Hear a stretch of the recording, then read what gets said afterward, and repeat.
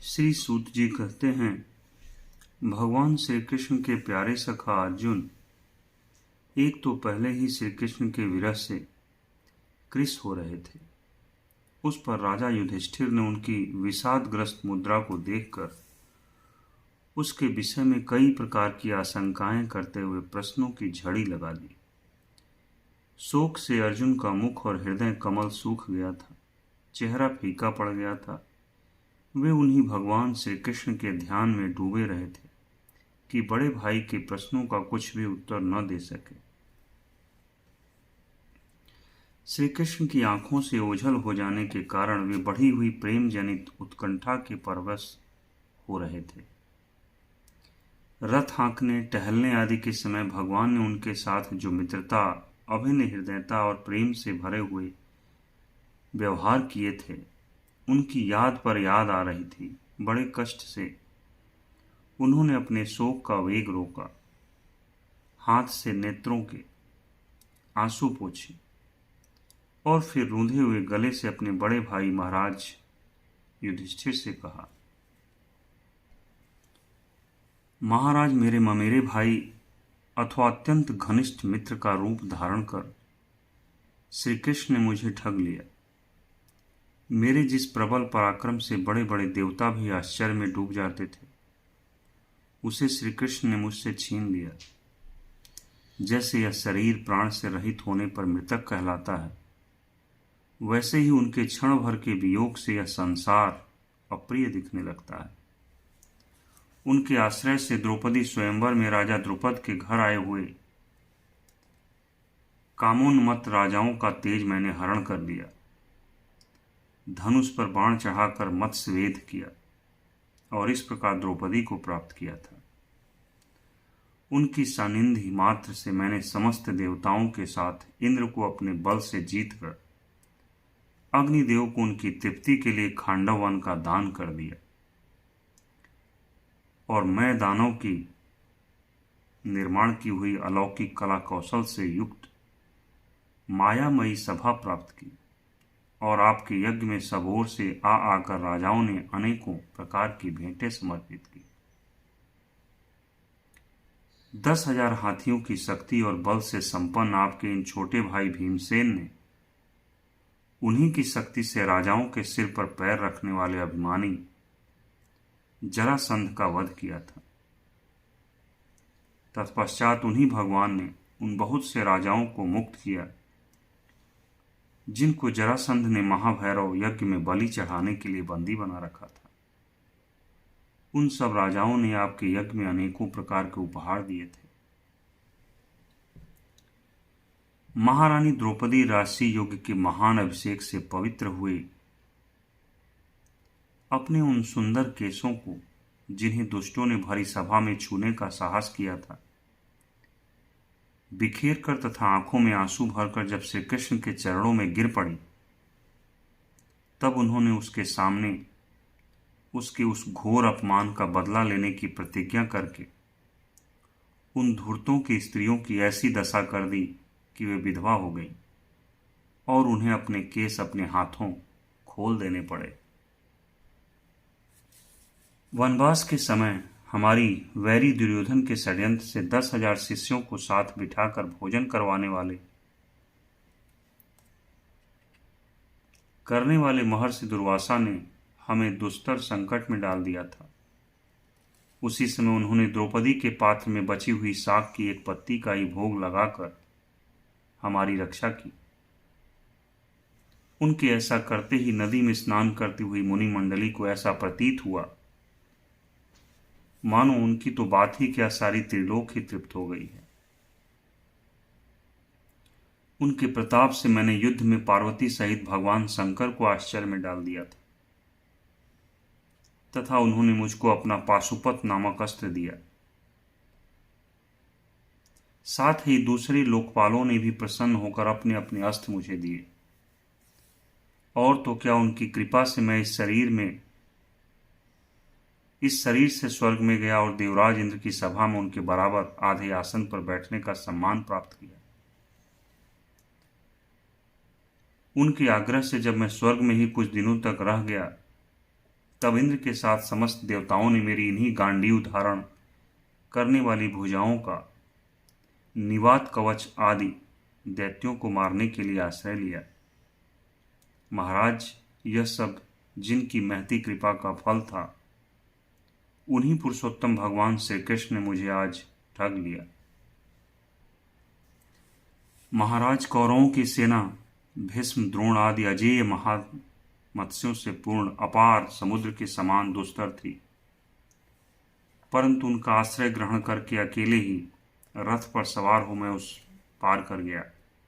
उन्हीं की सहायता से, आपको याद होगा, मैंने शत्रुओं से राजा विराट का सारा गोधन तो वापस ले ही लिया, साथ ही उनके सिरों पर से चमकते हुए मणि में मुकुट तथा अंगों के अलंकार तक छीन लिए थे।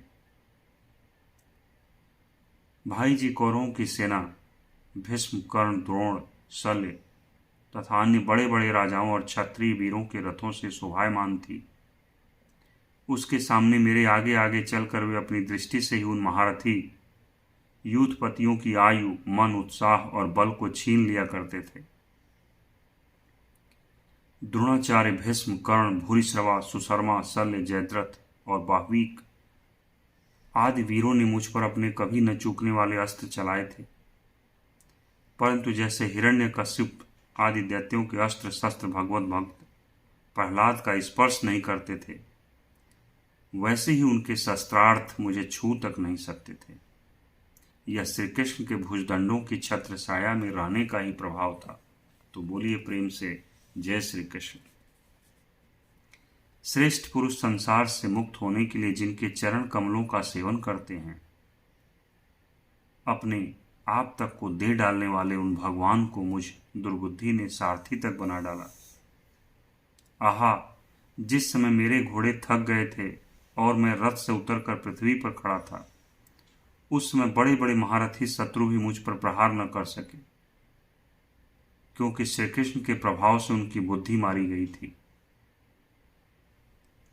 महाराज, माधव के उन्मुक्त और मधुर मुस्कान से युक्त विनोद भरे एवं हृदय स्पर्शी वचन और उनका मुझे पार्थ, अर्जुन, सखा, कुरुनंदन आदि कहकर पुकारना मुझे याद आने पर मेरे हृदय में उथल पुथल मचा देते हैं। सोने, बैठने, टहलने और अपने संबंध में बड़ी बड़ी बातें करने तथा भोजन आदि करने में हम प्रायः एक साथ रहा करते थे। किसी किसी दिन मैं व्यंग से उन्हें कह बैठता, मित्र, तुम तो बड़े सत्यवादी हो। उस समय भी वे महापुरुष अपनी महानुभावता के कारण, जैसे मित्र अपने मित्र का और पिता अपने पुत्र का अपराध सह लेता है, उसी प्रकार मुझ दुर्बुद्धि के अपराधों को सह लिया करते थे। महाराज, जो मेरे सखा प्रिय मित्र नहीं मेरे हृदय ही थे, उन्हीं पुरुषोत्तम भगवान से मैं रहित हो गया हूँ। भगवान की पत्नियों को द्वारका से अपने साथ ला रहा था, परंतु मार्ग में दुष्ट गोपों ने मुझे एक अबला की भांति हरा दिया और मैं उनकी रक्षा नहीं कर सका। वही मेरा गांडीव धनुष है, वे ही बाण हैं, वही रथ है, वही घोड़े हैं, और वही मैं रथी अर्जुन हूँ, जिसके सामने बड़े बड़े राजा लोग सिर झुकाया करते थे। श्री कृष्ण के बिना यह सब एक ही क्षण में नहीं के समान सार शून्य हो गया। ठीक उसी तरह जैसे भस्म में डाली हुई आहुति, कपट भरी सेवा और ऊसर में बोया हुआ बीज व्यर्थ जाता है। राजन, आपने द्वारकावासी अपने जिन सुहृद संबंधियों की बात पूछी है, वे ब्राह्मणों के शापवश मोहग्रस्त हो गए और वारुणी मदिरा के पान से मदोन्मत्त होकर अपने अपरिचितों की भांति आपस में ही एक दूसरे से भिड़ गए। घूसों से मारपीट करके सब के सब नष्ट हो गए। उनमें से केवल 4-5 ही बचे हैं। वास्तव में यह सर्वशक्तिमान भगवान की ही लीला है कि संसार के प्राणी परस्पर एक दूसरे का पालन पोषण भी करते हैं और एक दूसरे को मार भी डालते हैं। राजन,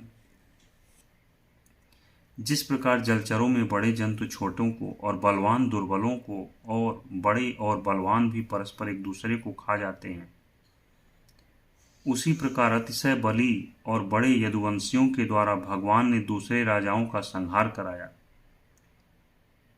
तत्पश्चात यदुवंशियों के द्वारा ही एक दूसरे से यदुवंशी का नाश करा के पूर्ण रूप से पृथ्वी का भार उतार दिया। भगवान श्री कृष्ण ने मुझे जो शिक्षाएं दी थी वे देश, काल और प्रयोजन के अनुरूप तथा हृदय के ताप को शांत करने वाली थी। स्मरण आते ही वे हमारे चित्त का हरण कर लेती हैं। श्री सूत जी कहते हैं, इस प्रकार प्रगाढ़ प्रेम से भगवान श्री कृष्ण के चरण कमलों का चिंतन करते करते अर्जुन की चित्त वृत्ति अत्यंत निर्मल और प्रशांत हो गई। उनकी प्रेममयी भक्ति भगवान श्री कृष्ण के चरण कमलों के अहर्निश चिंतन से अत्यंत बढ़ गई। भक्ति के वेग ने उनके हृदय को मथ कर उसमें से सारे विकारों को बाहर निकाल दिया। उन्हें युद्ध के प्रारंभ में भगवान के द्वारा उपदेश किया हुआ गीता ज्ञान पुनः स्मरण हो आया, जिसकी काल के व्यवधान और कर्मों के विस्तार के कारण प्रमादवश कुछ दिनों के लिए विस्मित हो गई थी। ब्रह्म ज्ञान की प्राप्ति से माया का आवरण भंग होकर गुणातीत अवस्था प्राप्त हो गई। द्वैत का संशय निवृत्त हो गया। सूक्ष्म शरीर भंग हुआ। वे शोक एवं जन्म मृत्यु के चक्र से सर्वथा मुक्त हो गए। भगवान के स्वधाम गमन और यदुवंश के संहार का वृत्तांत सुनकर निश्चलमति युधिष्ठिर ने स्वर्गारोहण का निश्चय किया। कुंती ने भी अर्जुन के मुख से यदुवंशियों के नाश और भगवान के स्वधाम गमन की बात सुनकर अनन्य भक्ति से अपने हृदय को भगवान श्री कृष्ण में लगा दिया और सदा के लिए इस जन्म मृत्यु रूप संसार से अपना मुंह मोड़ लिया।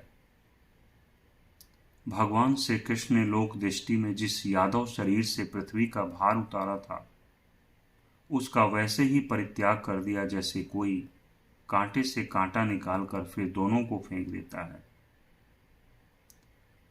भगवान की दृष्टि में दोनों ही समान थे। जैसे वे नट के समान मत्स्यादि रूप धारण करते हैं और फिर उनका त्याग कर देते हैं, वैसे ही उन्होंने जिस यादव शरीर से पृथ्वी का भार दूर किया था उसे त्याग भी दिया। जिनकी मधुर लीलाएं श्रवण करने योग्य हैं, उन भगवान श्री कृष्ण ने जब अपने मनुष्य के से शरीर से इस पृथ्वी का परित्याग कर दिया, उसी दिन विचारहीन लोगों को अधर्म में फंसाने वाला कलयुग आधम का। महाराज युधिष्ठिर से कलयुग का फैलना छिपा न रहा। उन्होंने देखा देश में, नगर में, घरों में, प्राणियों में लोभ, असत्य, छल, हिंसा आदि अधर्मों की बढ़ती हो गई है। तब उन्होंने महाप्रस्थान का निश्चय किया। उन्होंने अपने विनयी पौत्र परीक्षित को, जो गुणों में उन्हीं के समान थे, समुद्र से घिरी हुई पृथ्वी के सम्राट पद पर हस्तिनापुर में अभिषिक्त किया। उन्होंने मथुरा में सूर सेनाधिपति के रूप में अनिरुद्ध के पुत्र वज्र का अभिषेक किया। इसके बाद समर्थ युधिष्ठिर ने प्राजापति यज्ञ करके आहवनीय आदि अग्नियों को अपने में लीन कर दिया, अर्थात गृहस्थाश्रम के धर्म से मुक्त होकर उन्होंने संन्यास ग्रहण किया। युधिष्ठिर ने अपने सब वस्त्राभूषण आदि वहीं छोड़ दिए एवं ममता एवं अहंकार से रहित होकर समस्त बंधन काट डाले। उन्होंने दृढ़ भावना से वाणी को मन में और मन को प्राण में, प्राण को अपना में और अपना को उसी क्रिया के साथ मृत्यु में तथा मृत्यु को पंचभूतमय शरीर में लीन कर लिया। इस प्रकार शरीर को मृत्यु रूप अनुभव करके उन्होंने उसे त्रिगुण में मिला दिया। त्रिगुण को मूल प्रकृति में, सर्व कारणा रूप प्रकृति को आत्मा में और आत्मा को अविनाशी ब्रह्म में विलीन कर दिया। उन्हें यह अनुभव होने लगा कि यह संपूर्ण दृश्य प्रपंच ब्रह्म स्वरूप है। इसके पश्चात उन्होंने शरीर पर चीर वस्त्र धारण कर लिया, अन्न जल का त्याग कर दिया, मौन ले लिया और केस खोलकर बिखेर ली। वे अपने रूप को ऐसा दिखाने लगे जैसे कोई जड़ उन्मत्त या पिशाच हो। फिर वे बिना किसी की बाट देखे तथा बहरे की तरह बिना किसी की बात सुने घर से निकल पड़े। हृदय में उस पर ब्रह्म का ध्यान करते हुए, जिसको प्राप्त करके फिर लौटना नहीं होता, उन्होंने उत्तर दिशा की यात्रा की, जिस ओर पहले बड़े बड़े महात्मा जन जा चुके हैं। भीमसेन, अर्जुन आदि युधिष्ठिर के छोटे भाइयों ने भी देखा कि अब पृथ्वी में सभी लोगों को अधर्म के सहायक कलयुग ने प्रभावित कर डाला है। इसीलिए वे भी श्री कृष्ण चरणों की प्राप्ति का दृढ़ निश्चय करके अपने बड़े भाई के पीछे पीछे चल पड़े।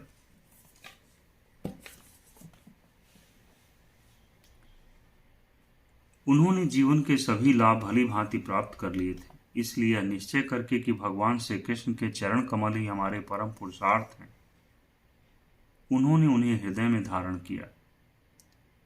पांडवों के हृदय में भगवान श्री कृष्ण के चरण कमलों के ध्यान से भक्ति भाव उमड़ आया। उनकी बुद्धि सर्वथा शुद्ध होकर भगवान श्री कृष्ण के उस सर्वोत्कृष्ट स्वरूप में अनन्य भाव से स्थिर हो गई, जिसमें निष्पाप पुरुष ही स्थिर हो पाते हैं। फलतः उन्होंने अपने विशुद्ध अंतःकरण से स्वयं ही वह गति प्राप्त की जो विषयासक्त दुष्ट मनुष्यों को कभी प्राप्त नहीं हो सकती। संयमी एवं श्री कृष्ण के प्रेमावेश में मुग्ध भगवान में विदुर जी ने भी अपने शरीर को प्रभास क्षेत्र में त्याग दिया। उस समय उन्हें लेने के लिए आए हुए पितरों के साथ वे अपने लोक यमलोक को चले गए। द्रौपदी ने देखा कि अब पांडव लोग निरपेक्ष हो गए हैं, तब वे अनन्य प्रेम से भगवान श्री कृष्ण का ही चिंतन करके उन्हें प्राप्त हो गईं।